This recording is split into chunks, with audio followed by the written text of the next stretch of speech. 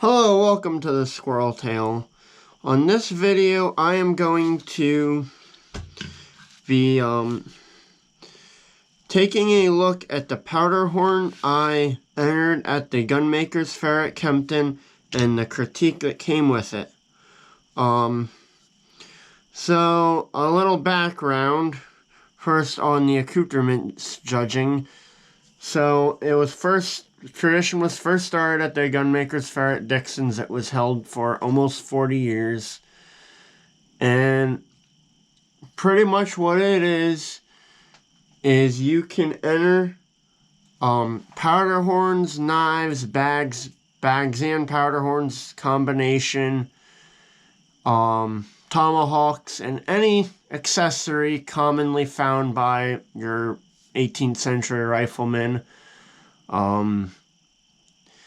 I would check out the Horn Guild and maybe email someone there if you want to, like, if there's something you're not sure if you can enter or not. But generally, most accessories that would go with the Revolutionary War time frame rifleman, you can enter. And then they have master craftsmen will judge it, and if they feel it's worthy, you will get a ribbon. Now, the ribbons that they give, the main one is the judge's choice, and instead of first place, second place, third place, essentially, if they feel your work is first place quality, so, top tier, you'll get a judge's choice. So, theoretically, everyone who enters in a category could get a judge's choice if all the work is of first place quality.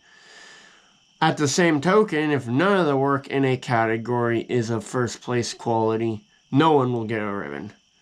So, that's how they do that. So, essentially, they critique and, grade your work, and if you're in that top grade, you get a perfect grade, you get a judge's choice. There's a book that the Horn Guild has that explains that in better details on, what they look at. And also the critique, when we get into that, will show you what they look for. But it's a very fun process, some friendly not really in competition because you're competing against yourself. And then they also do have special awards. Madison Grant is the big one. There's also the Thomas Ames Award, and I do think they have a Best in Show and most historical accurate piece, whatever one is like the closest to a historical representation. Typically you would either look at the horn, look at a bag, and recreate it. I mean, that's how it would generally, whoever does that the best would get the historically correct. And then Best in Show is obviously they are pretty much, it's pretty much whatever piece is the best piece of craftsmanship on the table among all categories. And the Madison Grant and Thomas Ames Award, they're two people who were involved in the accoutrement judging for years. Even back to the early days. And it's I'm probably miswording this wrong, but it's something that they feel they would particularly appreciate. I will have either before or after this video a full recording of the award ceremony from this year, and the judges do a better job of describing that on what those two awards mean. But that's essentially, you can, at the show, which the Gunmakers Fair, it was at Dixon's, now it's at the Kempton Fairground, is last weekend, full weekend, July, it's typically that, and I believe that's the same for next year. And again, it's a 3-day event. You can come, you have till Saturday afternoon, or yeah, Saturday morning. They normally post the times to enter your work. And then Sunday afternoon, that gives the judges some time to go through the pieces. Sunday afternoon, they do the award ceremony, and they will present the ribbons and talk about the work. Again, I should have the full recording of that up. I'm going to try to do it before, but with the way my Wi-Fi's been, I can't promise that. So now a little bit of background on my history with horn work. This will be brief. So I started building horns when I was 12, and I think I entered my first horn when I was like 14 or 15. And I've tried to do it every year. It hasn't been perfect. Life gets in the way. And now I ended up taking a little break from horn work to work on rifles. If you follow the channel or you know me, I worked with Nate McKenzie on building long rifles. So I kind of took a break from horn work, but I built a couple really nice long rifles and learned a lot, so still keeping that part of my hobby. So I took a couple years break, and also with the shows, other than when I did the video on the real simple hunting horn, which if you're familiar with the channel, you've probably seen parts of that. But this is my first horn I've built, like real one that I really put effort into in a couple years. Like fancier, decorated horn. I think the last show at the Dixon's, I think I entered a knife, and before that I had a screw tip. I entered that. It was probably the last more fancy horn I made, and then I made the one for my YouTube series, so it was real simple. But I made this, and I figured I would enter it because it's been a while. I was excited to enter something again, and I kind of knew that my odds of getting any sort of award were very slim. But the great thing about these is the critique. That is why I truthfully think is the greatest part about entering, because now you have a master craftsman going through your work and writing you out a sheet like this. Very detailed and gives you tips for improvement. And a note, that is the same. They also do rifle judging at the Gunmakers Fair. And that's kind of the same thing, where they go through, you can see thimbles and every part of the rifle and give you a critique on how you can improve it. So if you have either a horn, knife, enter it, or any accoutrement, and if you built yourself a long rifle or whatever, flintlock, enter that too, because they can also be judged and you can get the critique. And that is great. You can look at the critique, and then the next year you can get yourself some raw horns at the show. You can make another one, see if you can improve it. So I'm going to start, for ease, I'm going to cut the string.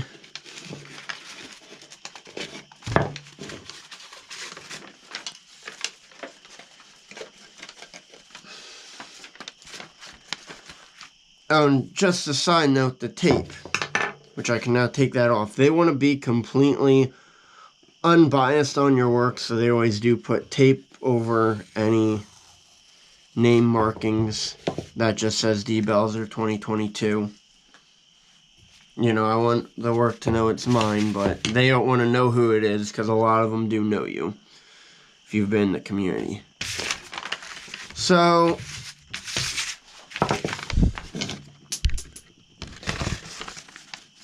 my pig fell out.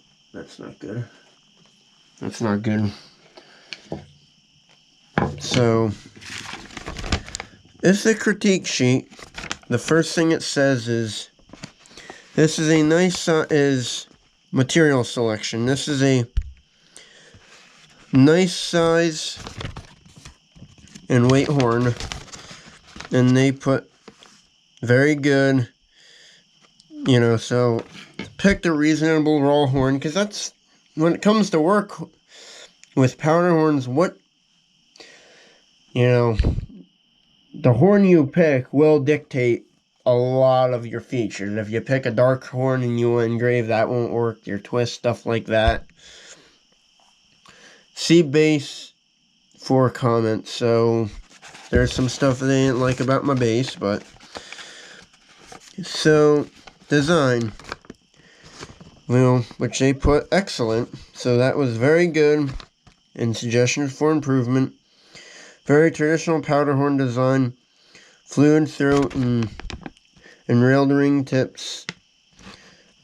Seen well thought out. So that, and some positive feedback. That's always good to hear. You know what you did well.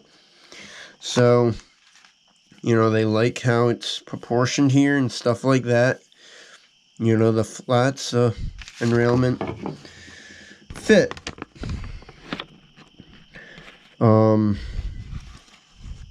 So the horn is airtight and shouldn't keep powder dry.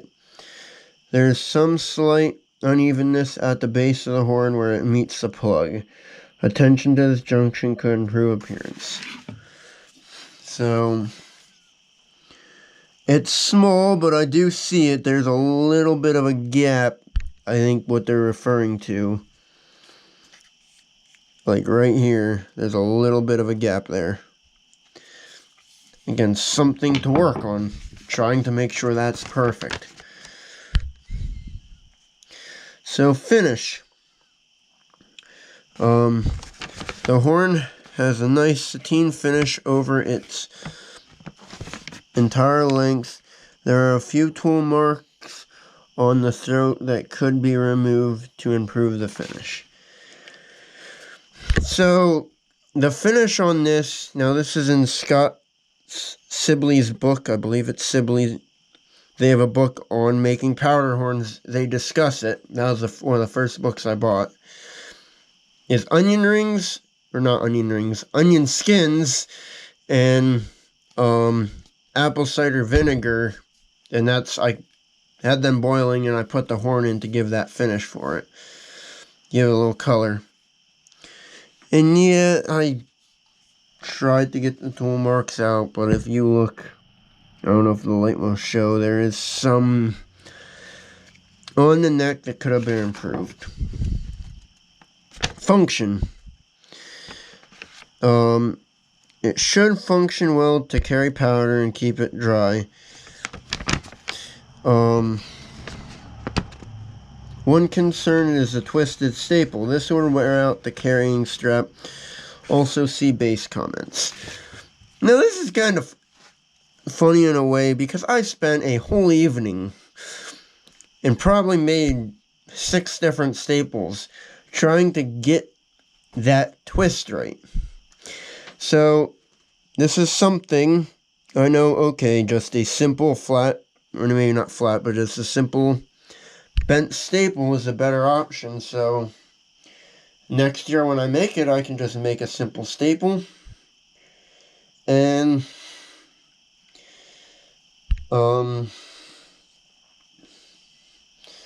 make a simple staple, and then that'll give me more time to focus on maybe tool marks or that fit. I mean, this is all very great advice. Aesthetic appeal.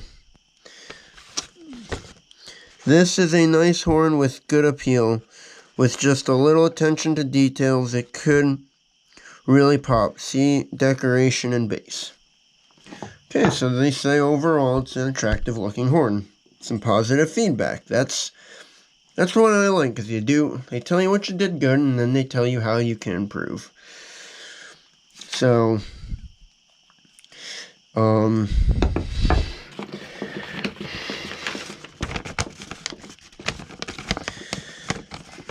So decoration.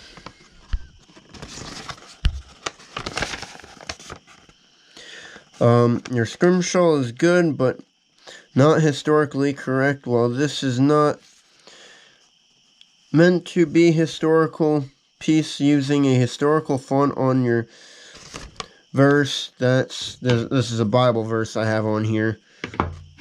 Could really make this horn decoration stand out. Engraving and handwriting are not my strong suit, and something I need to practice on. I have a big horn somewhere around. I think I'm just gonna keep on practicing, scratching stuff on, trying to get it to look better. I mean, it's something I need to practice on, but through practice I will improve, and I appreciate the suggestions, and that's great. So nice. So spout, nicely carved, a little more attention to cleanup. A larger hole would help with function. So what they're referring to is this. I could have spent a little more time cleaning up. And yeah, that hole is on the smaller end of things. And that's something to consider next time. I can look at this, and I use this size drill bit to drill it up. I'll go, the next size bigger for next year. Base. This is the area of this horn that has the room for the most improvement. Suggestions: pine instead of maple, smaller staple, no twists, end grain versus slab cut. See me on Sunday. So my fit. I mean, that's another thing I kind of think is, I have a bunch of scraps, gun stock wood. I'm like, oh, I'll do a pretty piece of curly maple, which, personally I think does look nice. But, pine's a little more historically correct and a little more original. And, that's something to definitely consider. And it also will make working with it a little easier than curly maple. And like I talked about with the staple, I can make the staple a little better. And then other comments. Overall, this is a neat little horn that the maker should be proud to carry. A few cosmetic issues with the base and a historic font would really take this horn to the next level. I look forward to seeing more of your work in the future. Thanks for entering your work. And that's the whole, to me, what's great about this. There's some stuff that I might have not thought about that I know to improve for next year. And can improve myself as a craftsman. And that's what I love about this show and about entering work. And it's the same for the rifles. You can hopefully work to be better. And one thing, and I know this, I've done this in the past, this year I had to work Sunday night. So staying around, it was pretty much get the judging ceremony and get home.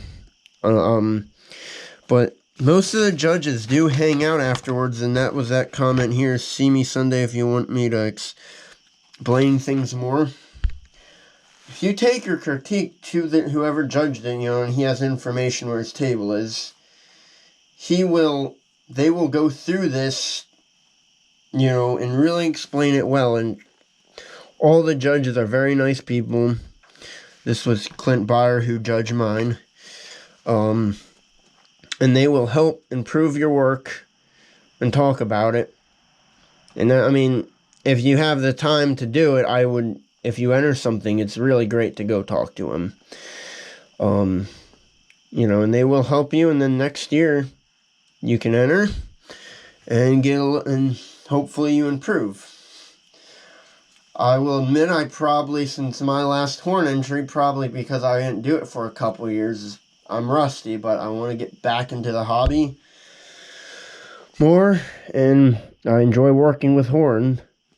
So I hope you enjoyed this video. You know, you can now see my mistakes, so now you can consider them. If you can learn from me, from my mistakes, that's great. And I hope you really consider entering work at the Gunmakers Fair next year. I will have a description, or I will have a link to their website. That way we can promote the event. And thanks for watching.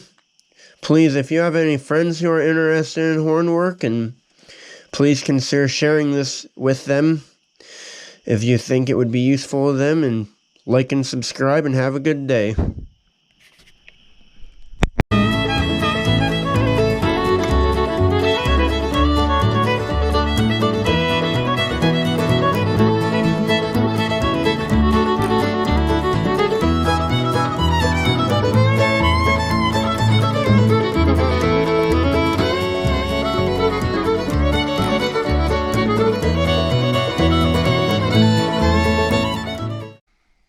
Thanks for watching. Remember to like, comment, subscribe for more great content, and check out our Instagram page at @SquirrelTailShow.